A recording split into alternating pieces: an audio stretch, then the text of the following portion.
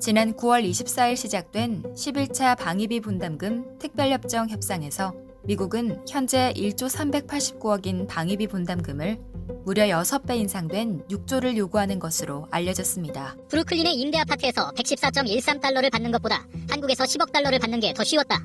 트럼프의 발언에 대해 10월 초 한 보수신문은 방위비 분담금을 아파트 월세에 비유한 것은 참기 힘든 모욕이다. 미국은 집주인이고 한국은 세입자란 소리 아닌가? 가란 칼럼을 게재하기도 했습니다. 미국의 강도적인 요구에 대한 국민의 분노가 높음을 역설적으로 보여주는 사례입니다. 미국의 반대를 뚫고 지소미아를 종료시킨 국민의 주권의식은 이제 방위비 분담금을 강요하는 미국을 정조준하고 있습니다. 어떤 제도에 관한 용어 중에는 이름 자체가 특정한 이해관계에 유리하게 지어진 게 많은데요. 방위비 분담금, 이름만 들으면 동맹국이 나라를 지켜주는 비용을 함께 나눠서 부담하는 돈이라는 뜻으로 들립니다. 이 말을 들으면 동맹국인 미국이 우리나라를 지켜주니까 그 돈은 당연히 우리가 같이 내야지 라는 생각이 듭니다. 정말 그럴까요? 국제법에 따르면 원칙적으로 해외 주둔군의 비용은 전쟁 패전국인 일본과 같은 예외적인 경우를 빼면 파병국이 내는 것을 원칙으로 하고 있습니다. 필리핀의 경우는 미군에게 기지 사용료를 받으며 미군을 주둔시키고 있죠.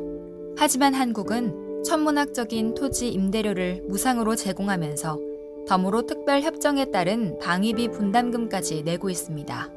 1966년 한국과 미국이 맺은 주둔군 지휘협정에 의하면 시설과 구역을 제외한 주한미군 주둔 비용은 전액 미국이 내도록 되어 있습니다. 방위비 분담금 특별협정은 이 소파 협정에 대한 예외 규정을 둔 특별협정입니다. 1980년대 후반 쌍둥이 적자에 빠지며 경제가 어려워진 미국은 한국 정부에 그 경비를 분담할 것을 요구합니다. 결국 1991년 방위비 분담 특별협정이라는 이름으로 주한미군 주둔에 따른 일부 비용을 우리나라가 부담하게 된 거죠. 이런 비용을 내는 나라가 전 세계에 어디에 있을까요? 오직 패전국인 일본을 제외하고 한국밖에 없습니다. 일상적으로 미군 주둔에 쓰이는 예산은 5조 4천억 원, 주한미군 1인당 약 2억 원에 해당하는 비용입니다. 미군 한 명당 소요되는 주둔비는 일본보다도 훨씬 크며 전 세계에 주둔하는 그 어떤 미군보다도 큰 금액입니다. 도대체 뭘 하고 다니기에 말이죠. 그뿐일까요? 미군은 10조를 들여 평택에 있는 미군 기지를 세계 최고 휴양지 수준으로 지을 정도로 돈을 물쓰듯 펑펑 쓰고 있습니다. 한 가지 더, 미군은 돈을 그렇게 쓰고도 남아돌아 재테크에 투자하고 있습니다. 그 돈이 무려 2조 원, 2조 원을 은행에 넣고 수천억 원대 이자 노름까지 했다는 사실. 게다가 방위비 분담금 10차 협정에서 합의한 9개 조항에는 미군이 쓰는 전기, 가스, 상하수도 공공요금, 세탁, 목욕, 폐기물 처리비까지 한국이 더 내는 것으로 되어 있습니다. 주한미군이 씻고 빨래하고 화장실 청소하는 것까지 우리가 부담한다는 사실 알고 계셨나요? 더욱이 이해가 되지 않는 것은 주일미군 소속 항공기 정비 비용도 한국이 부담하는 방위비 분담금에서 지출이 되었다는 점입니다. 지난 4월 국방부의 자료에 의하면 2014년부터 19년까지 지난 5년간 총 954억 2천만 원의 경비가 주일미군이 보유한 항공기 정비 지원에 쓰였습니다. 주한미군이 씻고 빨래하고 화장실 청소하는 것, 주일미군의 항공기 정비 비용까지 우리가 부담한다는 사실이 알려지면서 방위비 분담금 인상에 대한 국민들의 반대는 더욱 높아졌습니다. 많이 알려져 있듯이 트럼프는 모든 정치 문제를 돈 문제로 접근하는 대통령입니다. 미군 문제에 있어서도 다르지 않습니다. 돈을 더 내놓지 않으면 주한미군을 빼버리겠다. 그럼 너희 나라의 평화가 위협을 받는다는 논리로 국민을 상대로 심리전을 벌입니다. 그러면서 돈을 더 내놓으라고 하고 있죠. 미국은 11차 방위비 분담금 특별협정 협상에서 현재 1조에서 무려 5배가 인상된 6조를 요구하고 있습니다.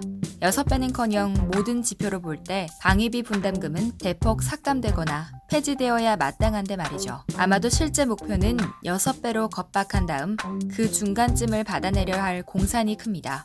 중고거래도 아니고 한마디로 주권 국가를 상대로 군사력을 앞세워 흥정을 하고 있는 셈입니다.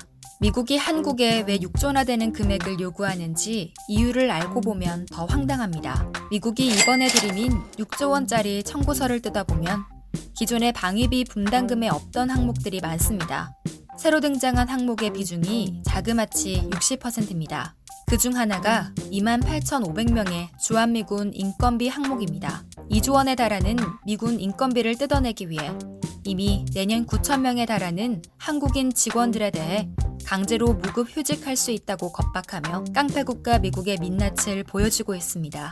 그 어느 나라도 타국 군인들의 인건비를 부담하지 않습니다. 미군의 인건비를 한국이 부담하는 것은 성립조차 될 수 없는 요구입니다. 뿐만 아니라 새로 등장한 항목에는 미국이 동북아 패권을 유지하기 위한 비용들이 포함되어 있는데요.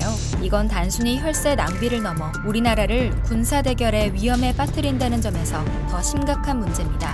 핵 항모, 핵 잠수함 폭격기와 같은 미국의 전략자산 전개 비용, 호르무즈 해협 작전 비용, 대중국 남중국해 작전 비용, 한미 연합전쟁 훈련 비용, 사드 운용 비용, 이런 비용까지 요구하는 건 북한은 물론이고 중국, 이란과 같은 나라들에 맞서 미국의 편에 서라고 대놓고 압박하는 행위입니다. 동맹이라는 이름으로 거대한 군사 대결에 우리를 끌어들이는 건 저 나라들로 하여금 한국을 적대국으로 인식하게 만드는 일입니다. 정말로 위험천만한 일이죠. 남북이 판문점 선언을 발표하고 북미가 평화협상을 하고 있는 이때 평화로 나아가지는 못할 망정 우리 혈세로 스스로 평화를 해치는 행위 그냥 두고 볼 수 있을까요?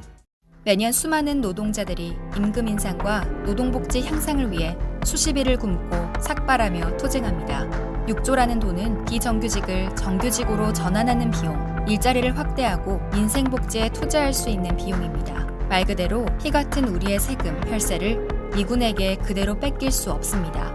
1953년 한미 상호 방위 조약으로 한미동맹이 제도화되면서부터 한미관계는 기울어진 운동장과 같습니다. 미국의 묻지마 혈세 강탈, 이제는 끝장내야 합니다. 북미 관계와 남북 관계가 어려움을 겪고 있지만 큰 틀에서 보면 한반도에서는 평화의 시대를 향한 대전환이 일어나고 있습니다. 한반도 평화 시대가 찾아오면 주한미군의 역할은 자연스럽게 줄어들게 됩니다. 이런 시대에 미국의 방위비 분담금 인상 요구는 한미 소파 협정과 방위비 분담금 특별 협정에도 완전히 반하는 내용임에도 불구하고 세계 패권 전략에 한국의 혈세를 마음대로 가져다 쓰기 위한 새로운 기준을 만드는 일입니다. 그렇기에 우리는 단순히 방위비 분담금 인상을 막는 것뿐 아니라 미국의 묻지마 혈세 강탈을 끝내고 한반도 평화체제 구축이라는 근본적인 변화로 나아가기 위해 우리의 주권을 행사해야 합니다. 주한미군의 돈놀이, 탈세거리로 전락한 방위비 분담금을 주기 위해 생존권에 허덕이는 우리 노동자들의 혈세를 사용할 이유는 단 하나도 없습니다. 주권과 평화는 흥정의 대상이 될 수 없습니다. 방위비 분담금 인상을 막아내고 폐지를 외쳐야 할 때입니다.